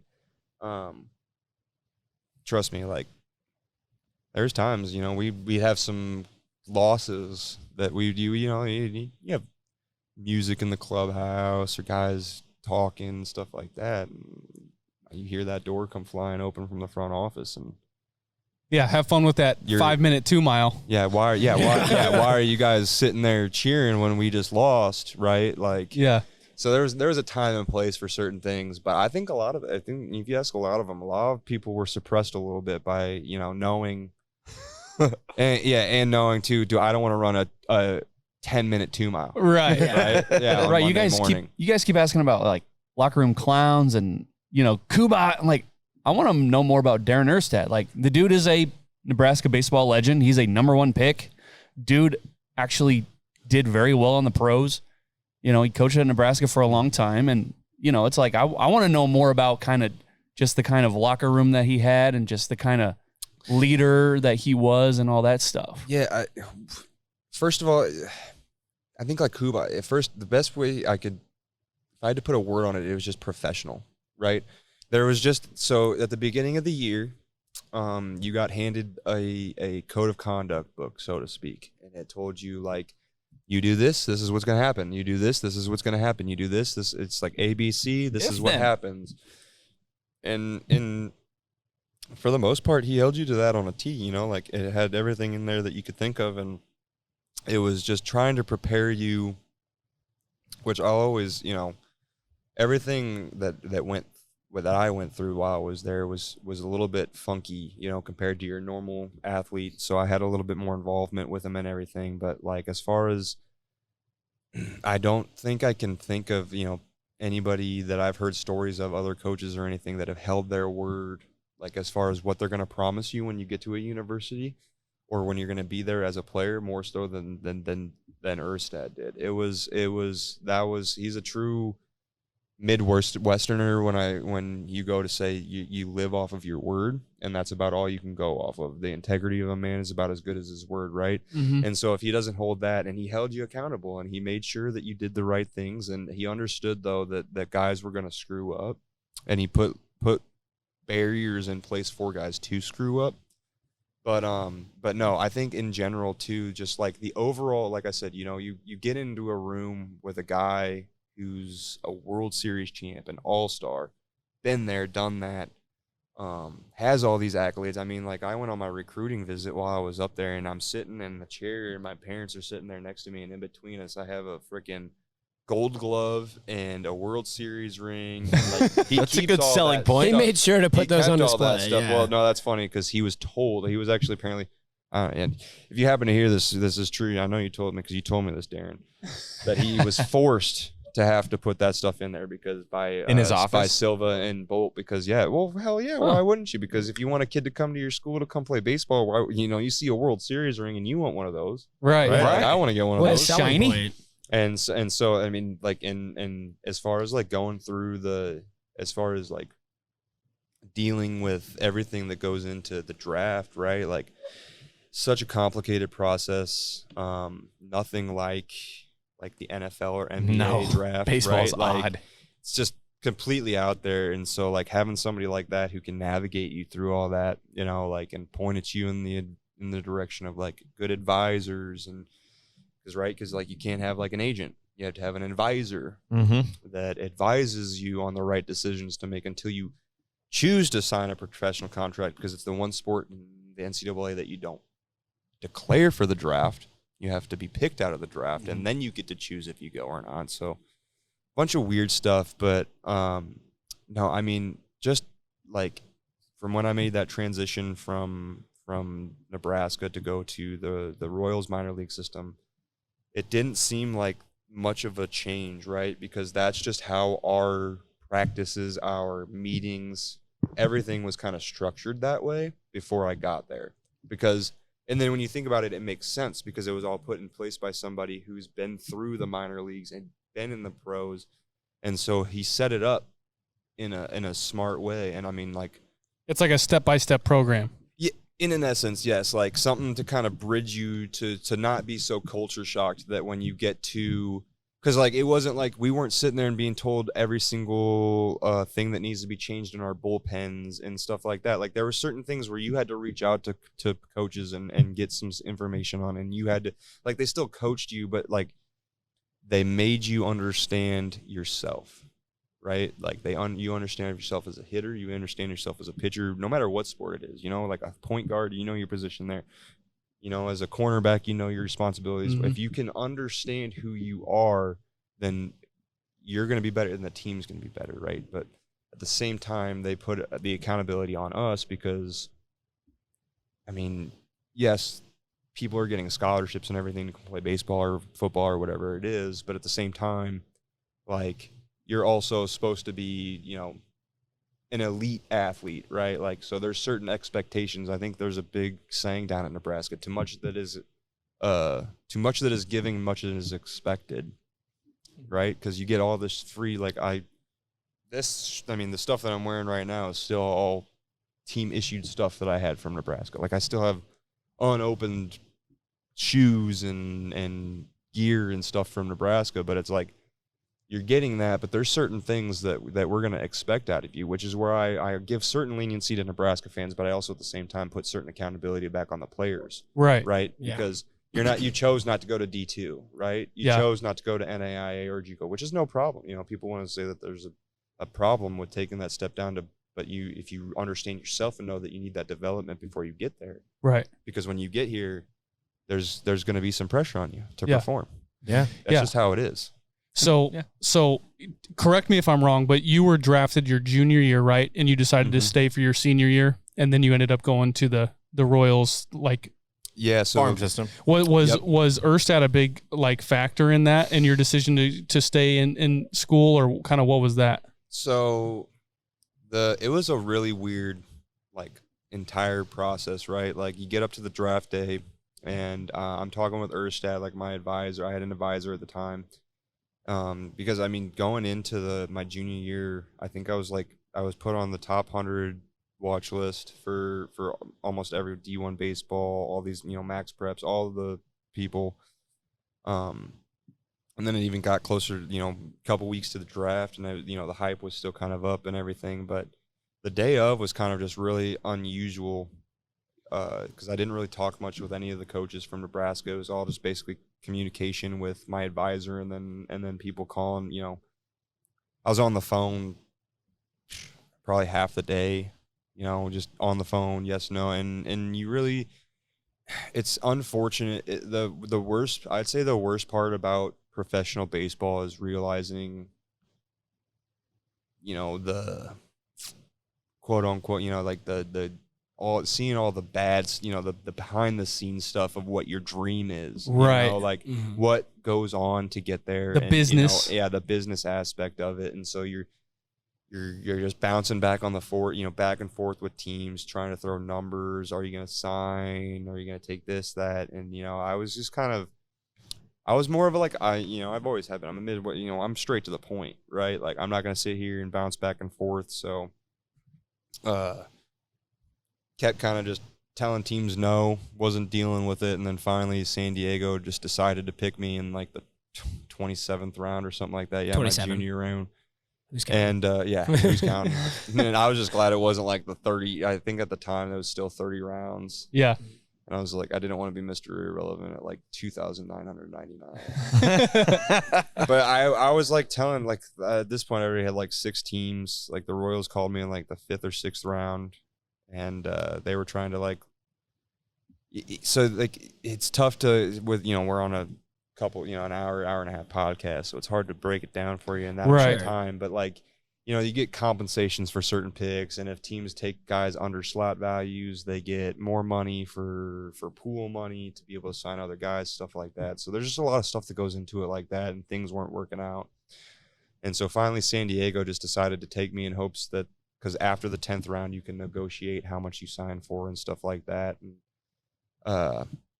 things didn't work out, they just didn't pan out. And I went back to the coaching staff too and kind of asked them their thoughts. And they too, I'd thrown 13 innings in high school. So it was to that point, I had not even 100 innings as a reliever under my belt in college. So we decided that it was maybe a good idea for me to come back, become a starter, transition to a starter, because a lot of teams were calling with interest as me being a starter at the next level. And just thought that was the right decision for me at the time. Just didn't foresee, the injuries. Yeah. And it was funny too. It's a fluke of a thing. It was, you can look it up. They always say abdomen. It was a stomach ulcer. It was all it was. That took me out. I was anemic. I couldn't even practice. That was why so many people wanted to have, I had 3.5, 4 weeks where I stayed at my mom's house in Omaha, because I had the amount of reporters that were asking for interviews, why I wasn't even practicing, all this stuff. This is your time with the Royals then? Or? No, this is senior year. Oh, your senior year. Yeah, okay. At Nebraska. And they were just how does he start the first 4 weeks? Because I think I started the first 4. It was College of Charleston, San Diego, Loyola Marymount, and then Long Beach State, if I'm right. I don't know. I can't remember. I think it was 4 starts that I had my senior year, and then I ended up getting hurt. And it started, it's funny too because nobody. I mean, I don't think I've told this story to anybody. My second start, just before that, was when I went to Jerry Weber, retired now. Can't say enough about that. Dude's an absolute legend, by the way. You want to talk? You guys have had Mike Arthur. You talk about Mike Arthur, by the way, and Boyd Epley. Big time. Shout out to those guys too, because you were talking about B. Riley and D. Ed about those guys. They were actually like super heavily focused on just like baseball, and I think track and field it was at the time when they first started when they were there too. So like that was all we worked out with was Boyd Epley, and those guys were astronomical at changing the weight program for the baseball team. And I mean, just you can see the guys coming out of there now, like the program they have down there now. But Jerry Weber too, that dude helped me through so much stuff. He helped me through some some dark times while I was down there too. I had a bit of a off the field situation too that I was dealing with my senior year as well. But it was San Diego before I went out for that outing. Even after the College of Charleston outing, I was complaining to my trainers that I was having abdominal pains and stuff like that. I went to like 6 doctors, like 5 or 6 doctors, and they couldn't figure it out until they finally figured out. They drew blood and figured out that I was anemic and I had internal bleeding and stuff like that going on, which happened. I actually was at practice before the week of, I think it was Wichita State was coming to town. And I was just running poles, not for like that was just my conditioning for the day. It was a longer conditioning day for me instead of a sprint day. And I already like was on halfway back and I just like hit the ground, passed out, done right there. And Silva, everybody was kind of at first like most guys, oh, you pussy, like right, yeah, rub some dirt in it. You just don't want to do anything, like. And no, they took me in and got my blood and everything done. And turns out, I had 2 holes in my stomach. Holy shit! Yeah, Jesus. 2 holes in my stomach, and so I had to have like 6 weeks of just like no. Like I had to have somebody like take me to classes and stuff, and so I got done with that. And of course, by this point, I got pretty much. I've talked to my advisor, who's already told me like, all right, you're basically gonna have to sign free agent now as a senior without being able to play. And I was like, all right, well, who gives a shit? Like, right. They're like, hey, do you want to pitch one more time before you because which also I tweeted it earlier this year, but I'm super pissed at the NCAA, right? Because there's a dude from Oregon, like Oregon football player, on his like 9th year of fucking eligibility. No shit. And he's just gotten like 3 random years of eligibility, and I've tweeted at him 3 times because I applied for a 5th year of eligibility. But I was apparently fucking 3 innings over my allotted time for my senior year, and I was. And they give waivers out like it's candy. Yeah, and I was denied it. Thank you, NCAA. Yeah, I think we can all. We feel the same way, don't we? Yeah, because I sat there and I appealed to it because I was like, I had to, and it took multiple weeks, and that was the thing is I got like doctors to even say like, we had to run tests and stuff like that, and they still didn't give me that year of eligibility back, but. Yeah, no, it was a freak thing, and I ended up getting it figured out. And so they were like, "Yo, you want to pitch again one more time before you leave?" And so they went to Rutgers. I think it was the last week of the season that year. I think it was Rutgers, and they were like, "Yo, you want to be on the travel roster? We'll get you an inning." Because I think we kind of owe you that. Yeah, you've earned it. Yeah, everything's happened, and I was like, "Yeah, I'd appreciate that." And I go out, and I think I fucking let up like 3 runs or something like that in a third of an or 2/3 of an inning or something like that, and got my last college outing and stuff like that. But it just felt good to be back out on the mound again and doing stuff like that. But yeah, dude, it was freaky because and people asking me all the time, and of course they didn't really want me to tell any. Not that they didn't want me to tell anything, but they just thought it was better off that people, because I mean, you see how it goes. People just take it and run with it, and they want to say all these things. And of course, I mean, like the media sees that and they're like, see, we knew he could have been playing all this time. You go out there for your last inning and they're like, yeah. That's why I'm so cautious to like comment on kids that just don't make the field because of like health concerns or, whatever. They're just like not on the active roster.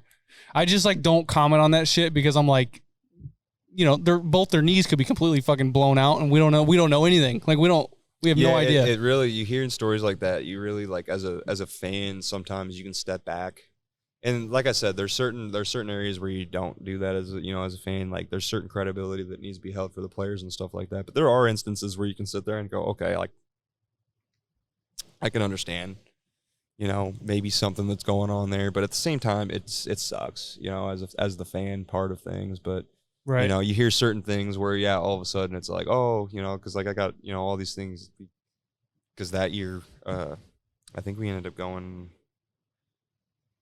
It was Clemson for a super regional. That was super. Or the regional. regionals. Yeah. We never made a super while I was there. But I think we went to Clemson for the regionals. You did?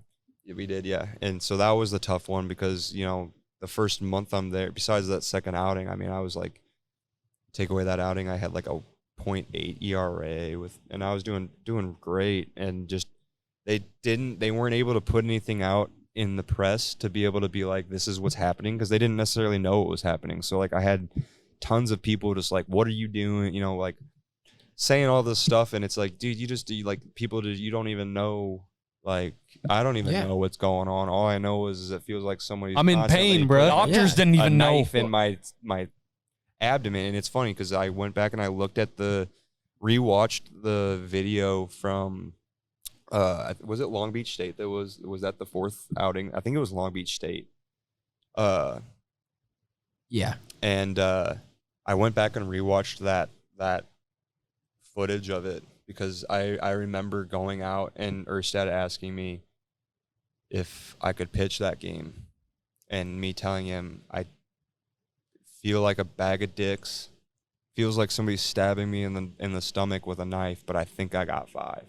Yeah. God damn. And it was just like, and then after that, like, I couldn't deal with the pain anymore and stuff like that. But it was just like, and then you just sit there and then people wanted to just like draw all these speculations and stuff like that. And it's just like, that's where I try to stay off of like not jumping onto a topic so quick before I hear like, are they going to release, like, what is it?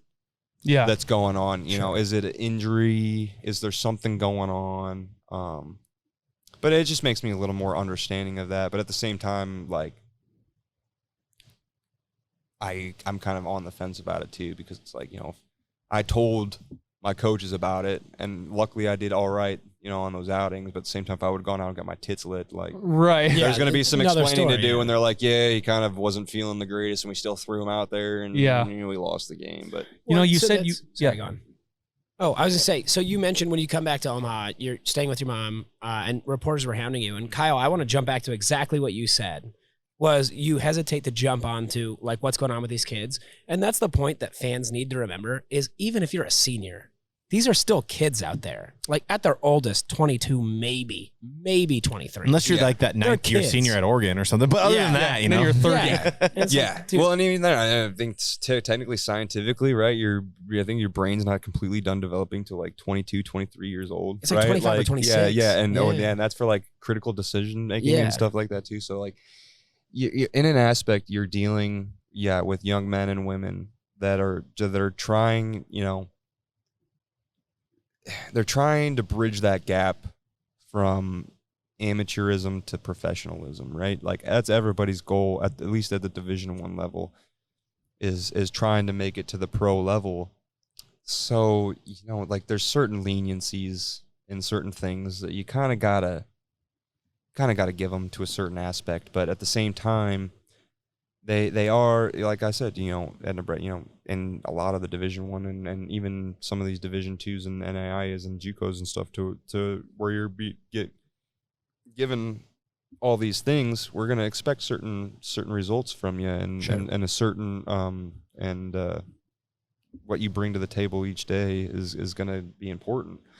So it's a give and take sort of thing as far as, but like I said, Nebraska fans just have a tendency sometimes to just jump on a little too much, right? Like we got to know every single thing that's going on. It's a bubble, though. You live in the bubble. Yeah. There's nothing else. There's no other show in town. But that's also one of the great things that brings a lot of these out of state recruits here is that this is sports in Nebraska, right? You are the star. You are, like when I played down at Lincoln, like I have people. Shout out the Urkowskis that still are family friends of ours that we met through being like super big Nebraska baseball fans and just brought their boys down to their games, like literally every midweek, every weekend, and they were from Columbus. Yeah. God damn.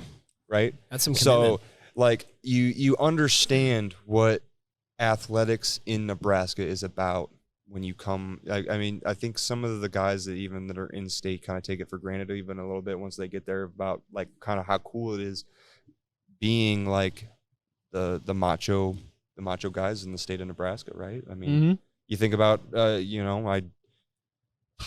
like back in the days when I was hanging out,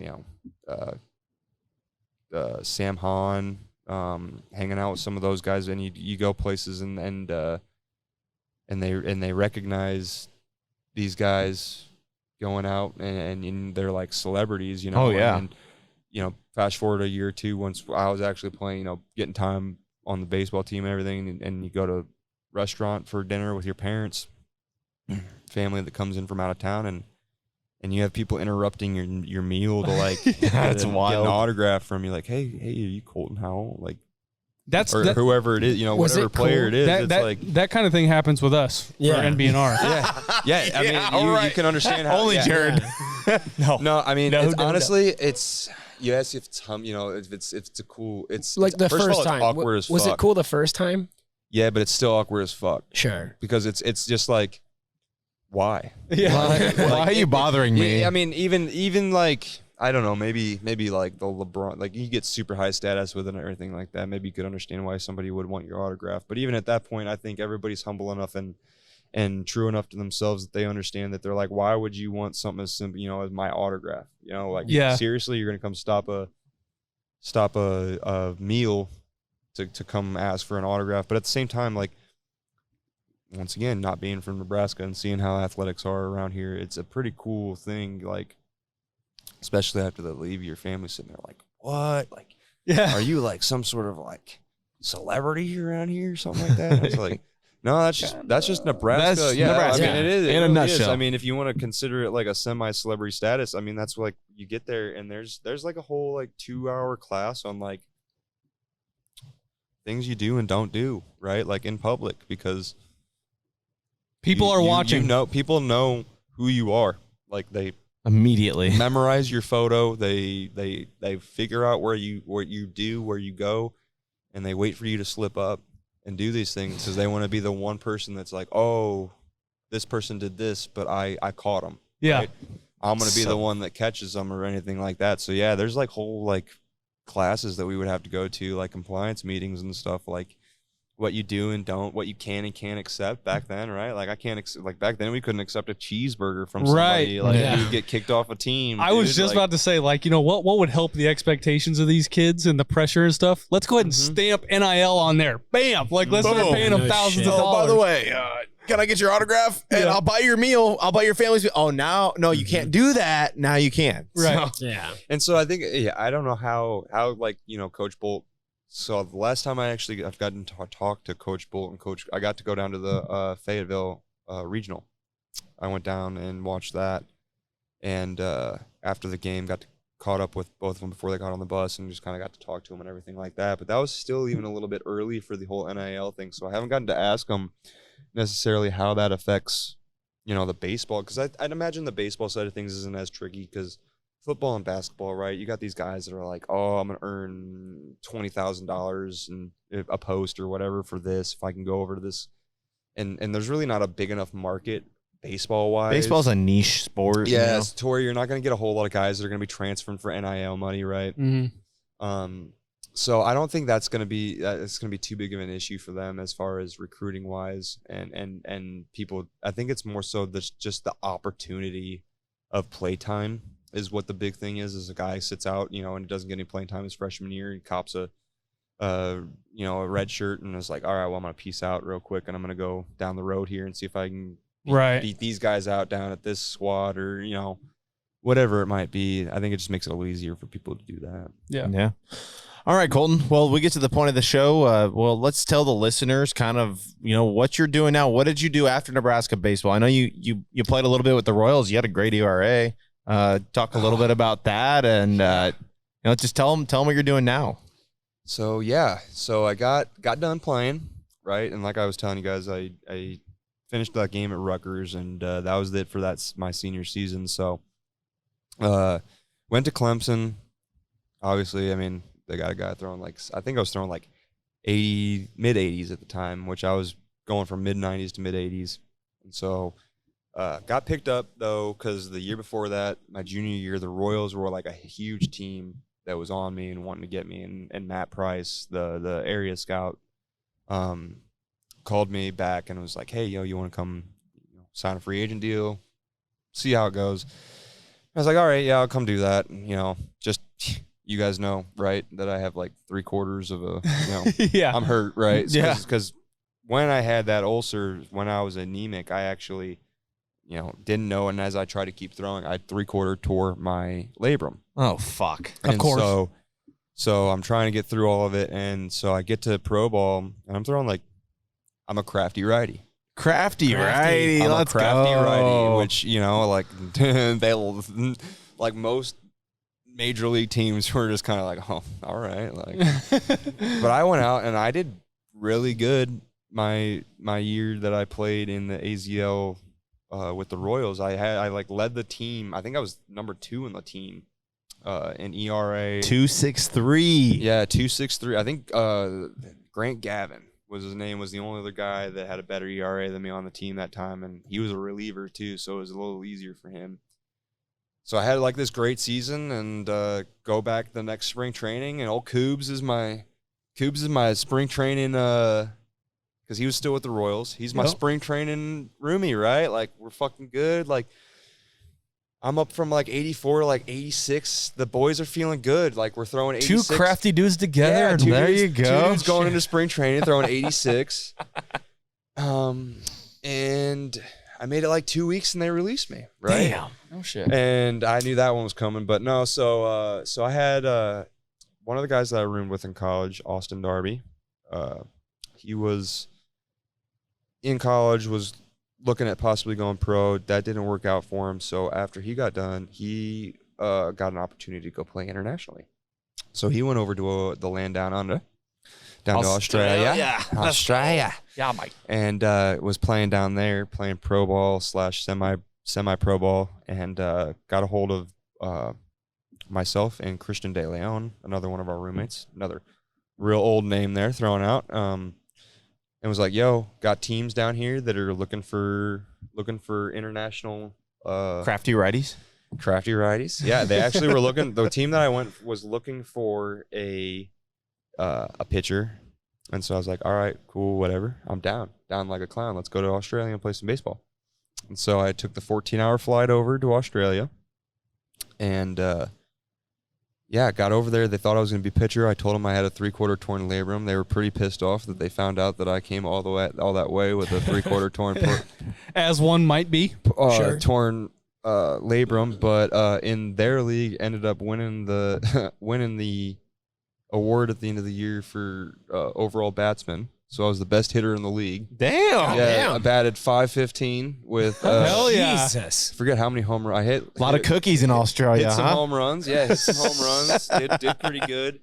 A lot of crafty pitchers in Australia, apparently. Yeah, no kidding. I only pitched one game while I was over there. They realized, they saw how I pitched, and they were like, nah, you can just play that. I played outfield while I was over there. And so, but while I was over there, I kind of came to the realization, I forget, I must have been coming up on 24, 25, and was like, I got to have some major surgery with some major rehab to make a good push at this thing. But while I was over there, I ended up meeting my wife, and it was just one of those situations where I wasn't looking for that situation, but it kind of just fell upon me, and ran with that. And so then she moved back here to the States with me. And that's where I kind of just realized, had a good ride. It's been pretty good. Got to sell, pitched, got to pitch in some pretty cool situations, pretty cool places, and be a part of some pretty cool games that not a whole lot of people get to say they've done. But it was kind of that point where I just chose that. I mean, I don't want to say that I didn't want to bet on myself in the surgery and everything like that. I had just gone to the doctors and talk to them. And at 25 years old, going to 26, and knowing that I would have, close to 12 to 18 months of recovery. Oof. And then I'd have to go through the whole process of trying to find a team to sign me. It's a long journey. Competing, getting through all that. When I was just like, oh no, look, I got a good girl right here. She's got a cool accent. Yeah, got a cool kick-ass accent, got a good job lined up, that I was just kind of like, I think it's time for me to be able to kind of live vicariously through the Kubats and the Bummers. Like, so I was Aaron Bummer, who is a reliever for the White Sox now. He was a roommate of mine, and so I got to go see him pitch down at Kaufman, which was kind of pretty cool. When I went down there, my wife's brother was in town from Australia visiting, and that was the first time I got to see Bummer pitch professionally in person. And and he only got to face one hitter while we were down there watching him, but the hitter actually got to be Alex Gordon. So it was super cool. Full circle. That's super and cool. he ended up breaking his bat on a jam shot back to him and got him out at first base. So it was a pretty cool situation. You watch 3 hours because he's in the 8th inning, he comes in. So it's like I'm watching 3 hours for him to come in. And did he hook it up with some good tickets or what? Oh yeah, no, he did. He got me on the pass list. Shout out Bummer. Yeah, he got me on the pass list. That's how you do it. And they were damn good tickets. And so got to. Let's just put it this way. I heard the bat break. That's good. When he dug. You don't hear those from the party porch. I'll tell you that. He dug fistered him pretty good. And so no, yeah, it's pretty cool, and now Jake Myers, Nate Fisher, I think I think Bolt was just released last year by the Rays. I hope he just had a kid. Speaking of Ryan Bolt. Mm-hmm. He just had a kid, so I don't know if he's going to keep going after it, but I'm sure he's going to probably make another attempt at it. So just getting to see Scott Schreiber, he got called up to the Astros big league training. Waldron, Matt Waldron. Yeah, where's he at? West Side. He plays for the Padres. Yeah, and he got invited to the.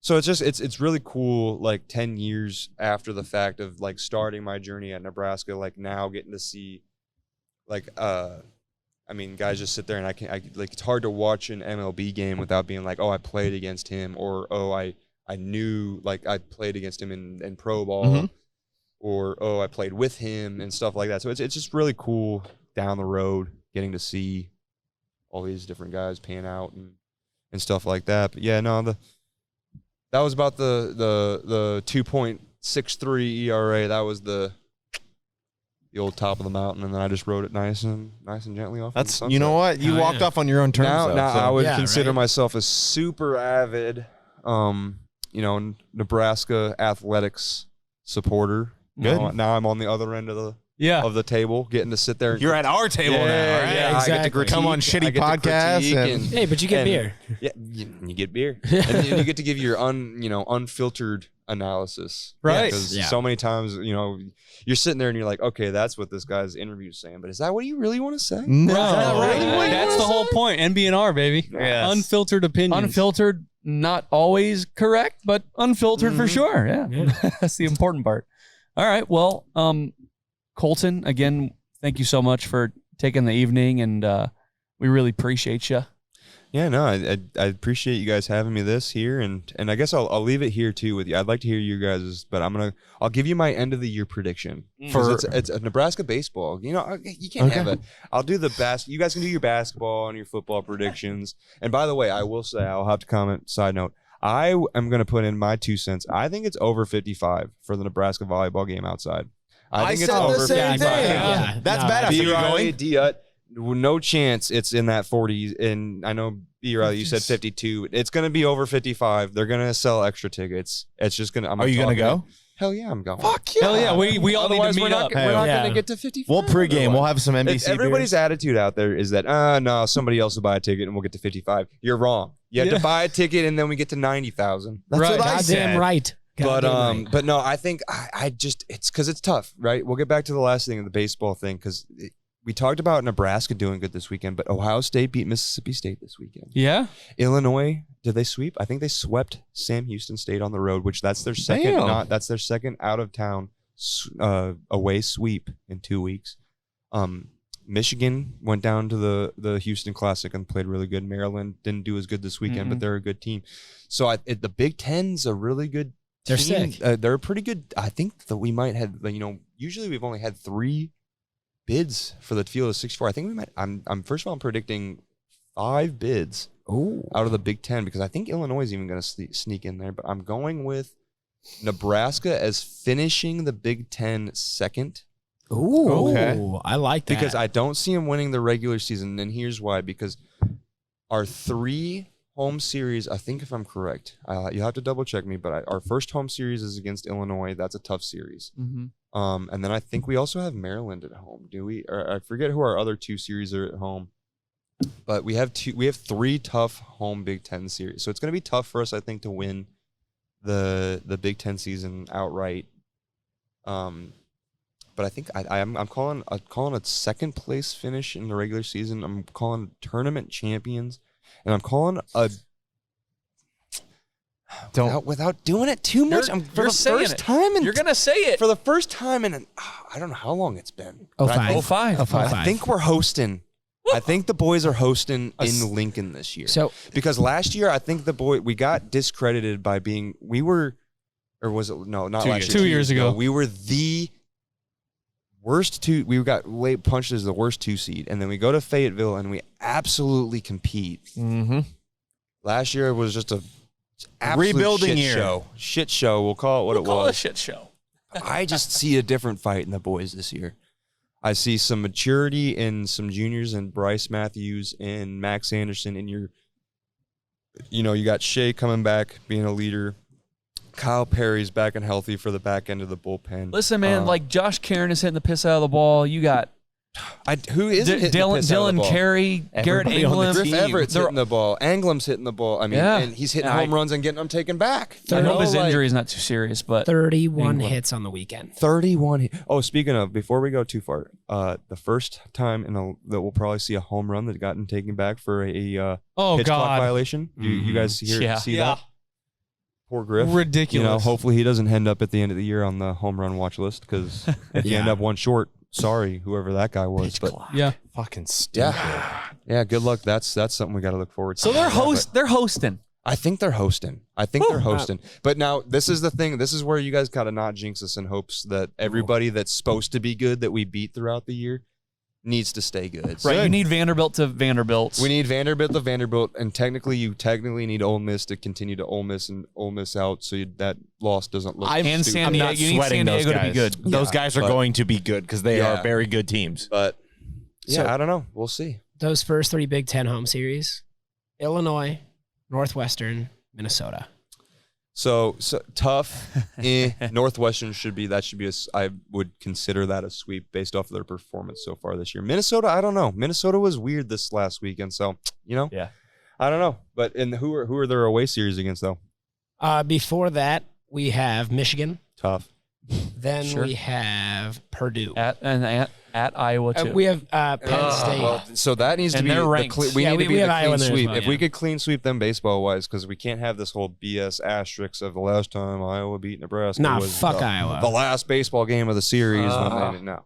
Yeah, clean sweep of them this year. Yeah, we need to let baseball still be part of the major, one of the major sports, right? That's got to be. That's got to be, right? But as long as if we can make, but I think it's about time, right? It's about damn time. We can't make it to 10 years hosting a regional. We got to make it less than 10. So yeah, I think it's got to happen before 20 or before 20. No, I guess it's already been 10. Yeah, 20. If 20. Excuse me. Pardon me. 20. You can't make it to 20. Yeah, because that's 2 years away. 2 years. God, yes. That's a long time. Yeah, that's Alex Gordon hitting dingers against the Miami Hurricanes. Yeah, speaking of against John Jay and Ryan Braun. Does Max Anderson have to get rid of number 4 when Alex Gordon's number is retired on the 24th of March? You wouldn't think so. I don't.